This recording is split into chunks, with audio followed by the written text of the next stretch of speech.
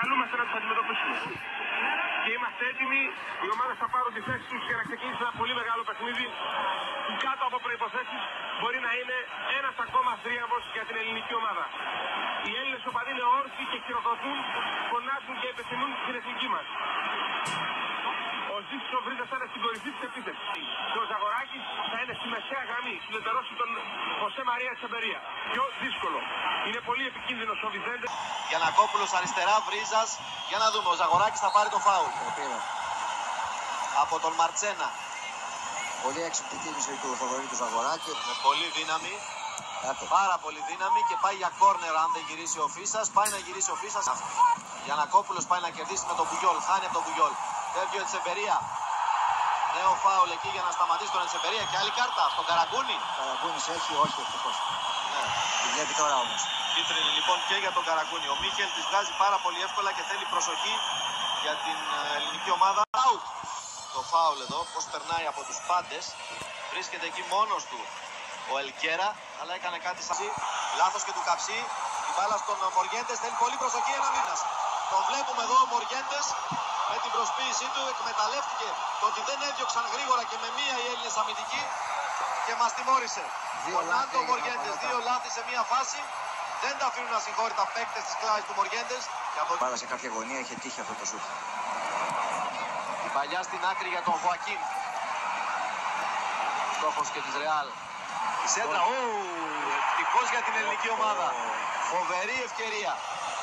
Φοβερή ευκαιρία. Δείχνει να μην το πιστεύει ο Ραούλ ότι έχασε τέτοιο γκολ. Ποιος ο Ραούλ?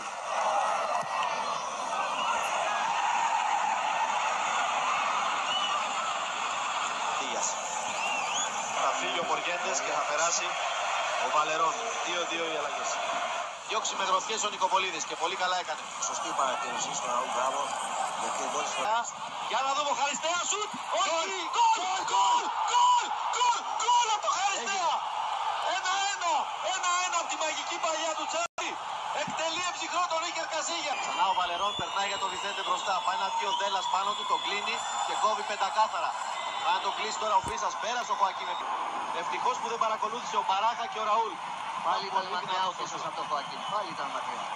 Εκεί στον Βαλερών έχει χώρο εκεί. Πάει να περάσει για τον Ραούλ. Ο Ραούλ κρατάει την μπάλα, βγαίνει πολύ δυνατά ο Καψής και τον κερδίζει κατά κράτος αυτή τη φάση. Ο Χωακίν βάζει μπρος και τρέχει και θέλει πολύ προσοχή. Περνάει όποιον βρει. Πάει να τον κλείσει ο Δέλλας και με το τάκλι πετάει την μπάλα κόρνερ ο Τραγιάνος Δέλλας. Κεφαλιά προς τα πίσω. Προσοχή. Ο Κατσουράνης ήταν πολύ τυχερός. Ο Τσάρτας απομακρύνει. Βαθιά παλιά για τον Χωακίν. Άψογο κοντρόλ. Με τον Φίσα πάντα δίπλα του. Περνάει στην περιοχή. Περάσει στη θέση του Ραούλ. Βιθέντε ο ίδιος κλείνει προς το κέντρο. Δοκιμάζει ένα σούτ. Ο Νικοπολίδης εκεί μπλοκάρει εύκολα.